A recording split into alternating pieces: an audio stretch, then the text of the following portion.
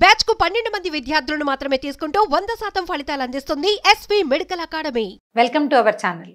నేను రమా రావి. మామూలుగా కార్తీక మాసం వచ్చేసిందండి. ప్రతి వాళ్ళు దేవాలయానికి వెళ్ళాలి, దీపాలు పెట్టాలి, సోమవారం ఉపవాసం ఉండాలి, పౌర్ణమికి నోములు ఉంటాయి, తోరణాల నోములు, కథల నోములు, ఏమిటి చాలా రకాల వ్యవహారాలు ఉంటాయి కార్తీకంలో. అయితే ఈ దేవాలయానికి వెళ్ళడం మీద రకరకాల ప్రశ్నలు ఉన్నాయండి. చాలామంది అడుగుతూ ఉంటారు. నాకు కూడా కొన్ని ప్రశ్నలు ఉండేవి. నేను కూడా ఒకళ్ళిద్దరు పెద్దవాళ్ళ దగ్గర ఈ సందేహాలకు సమాధానాలు తీసుకున్నాను ఇదివరకు. అయితే దేవాలయానికి ఎలా వెళ్ళాలి? ఏముందండి, ఏదో ఆటో ఎక్కేస్తాం, లేదా కారు ఎక్కేసి బకెట్లో దిగేసి చెప్పులు బయట ఇప్పేసి లోపలికి వెళ్ళిపోతాం. ఇది జనరల్ ఆన్సర్.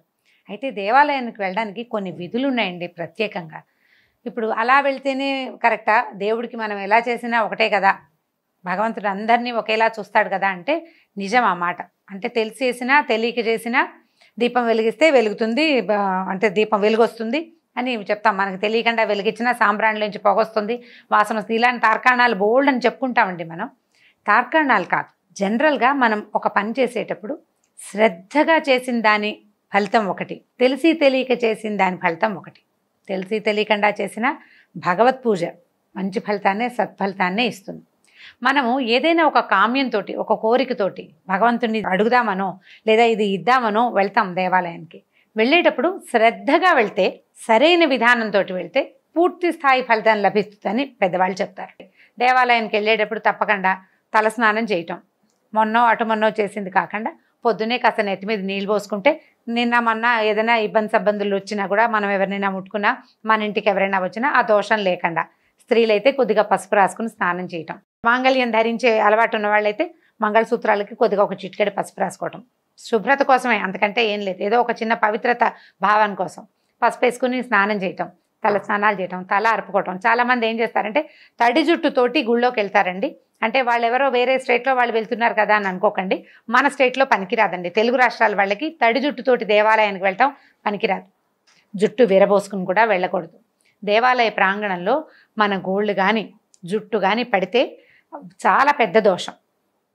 మనం తెలిసి తెలియక జుట్టు విరబోసుకుని వెళ్తే జుట్టు రాలకుండా ఉంటుందండి. అసలు జుట్టు ఉన్నది రాలడానికే. పైగా ఇవాళ రేపు హెయిర్ ఫాల్ చాలా సర్వసాధారణం కదా.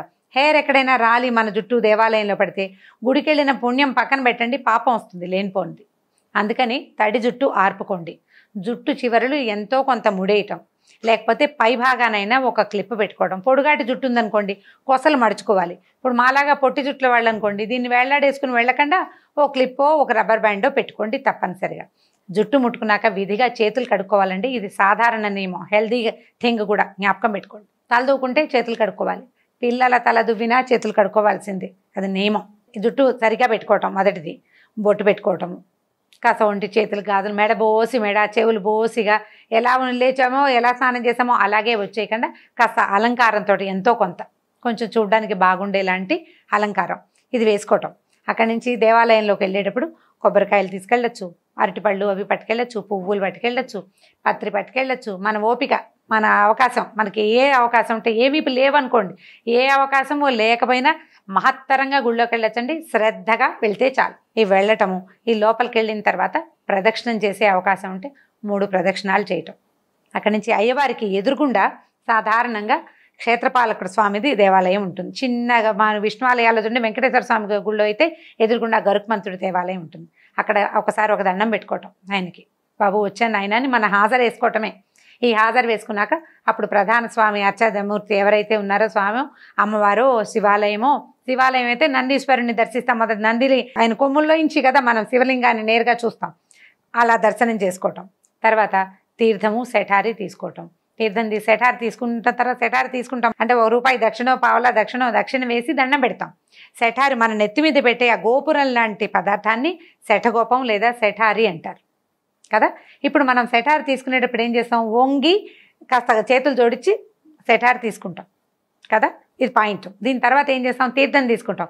చాలామంది తీర్థం పుచ్చుకున్నాక చేయి నెత్తికి రాసుకుంటారు. పొరపాటును కూడా రాసుకోబోకండి, రాసుకోకూడదు. పంచామృతాలు తీసుకుని నెత్తికి రాసుకుంటే చీమలు పడతాయి ఇంటికి వెళ్ళే లోపల, అదొకటి. తీర్థం తీసుకున్నప్పుడు మన చేతుల్లో తడి ఉంటేనండి కళ్ళు తుడుచుకోవచ్చండి. ఆ తీర్థంతో తలకి రాసుకోకూడదు. తర్వాత ఇది అయిపోయిన తర్వాత మనం ఏం చేస్తాం, చాలామంది దేవాలయంలో ఉన్న అర్చక స్వామి కంటే ఎవరైతే మనకి తీర్థ ప్రసాదాలు ఇస్తున్నారో వంగి ఆయనకి దండం పెడుతూ ఉంటారు. ఆయనతో అక్షింతలు వేయించుకోవడానికి. పొరపాటును కూడా దండం పెట్టకూడదండి. ఇది ఇంకా ఎవరైనా పెద్దవాళ్ళని అడిగి కూడా తెలుసుకుందామంటే చక్కగా తెలుసుకోండి ధారాళంగా. నేను తెలుసుకునే క్లియర్గా చెప్తున్నాను, నాకు తెలుసు, నేను మళ్ళీ అడిగి కూడా చెప్తున్నాను. దేవాలయ ప్రాంగణంలో మనుషులకి, మానవ మాత్రలకి నమస్కారం చేయకూడదు. స్వామి ఎవరైతే ఉన్నారో వారికే దండం. ఒకవేళ మీరు దండం పెట్టదలుచుకుంటే దేవాలయం బయటే అర్చక స్వామికి మనం సెటారి తీసుకునేటప్పుడు మాత్రమే నమస్కారం.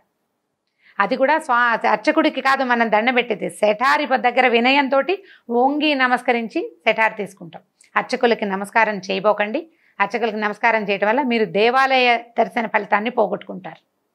కేవలం అర్చకుడికి దండం పెట్టిన ఫలితమే ఉంటుంది మనకి. ఆ పని చెయ్యొద్దు. మానవులకి నమస్కారం చేయకూడదట దేవాలయంలో. తర్వాత ఈ ప్రసాదం తీసుకుంటాము. ఈయనకి నమస్కరించద్దండి, వంగి అక్షింతలు వేయించుకోండి, తల ఉంచి అక్షింతలు వేయించుకోవచ్చు, దండం పెట్టక్కర్లా. పాద నమస్కారాలు చేయబోకండి. తీర్థం ప్రసాదం తీసుకోండి. తప్పనిసరిగా దేవాలయంలో కొంచెం సేపు కూర్చోవాలి. కనీసం ఒక్కసారి అట్లా నేల మీద కూర్చుని లేవడమే. కూర్చోవటం కూడా స్వామి ఎక్కడున్నారో అంటే మనం ఏ దేవాలయంలోకి వెళ్ళామో ఆ మూర్తికి సరిగ్గా మన వీపు మాత్రం చూపించకూడదండి. జ్ఞాపకం పెట్టుకోండి. పెడగా తిరిగి కూర్చోవాలి, పక్కకి తిరిగి కూర్చోవాలి.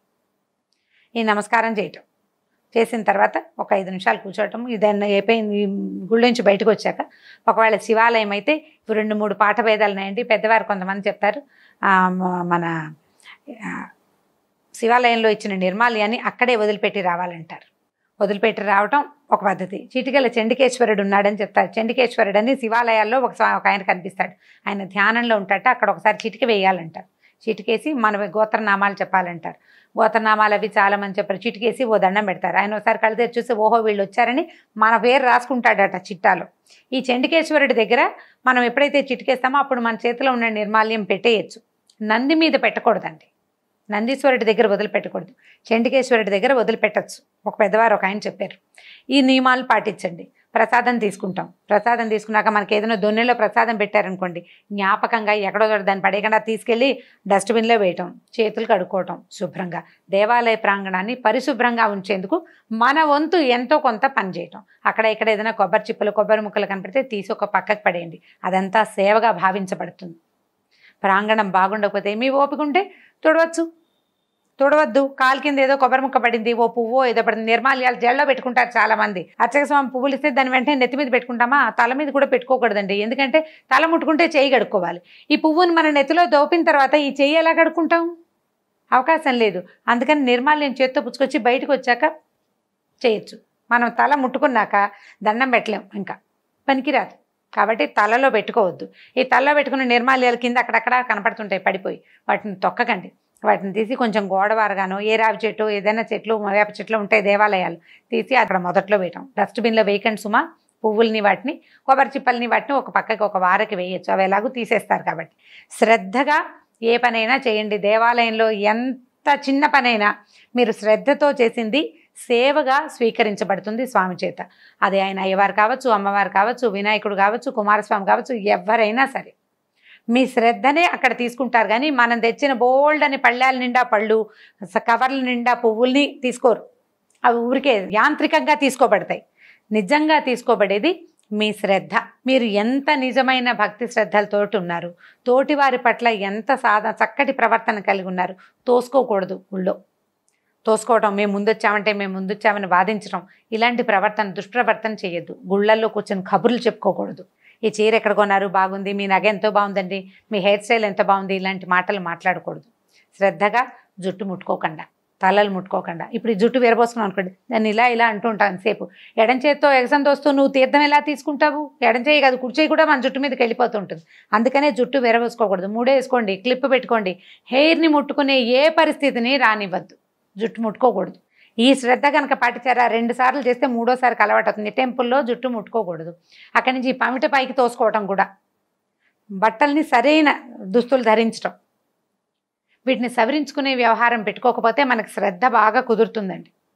సరైన దుస్తులు, చక్కటి కేశాలంకరణ, అంటే క్లిప్ పెట్టుకోవటమే. అందంగా అలంకరించుకుని ఏం వెళ్ళక్కర్ల. భగవంతుడు మన అందాన్ని ఏం చూడ్డు, మన శ్రద్ధని, మన ఆసక్తిని, భగవంతుడి పట్ల మన ఆసక్తినే చూస్తాడు.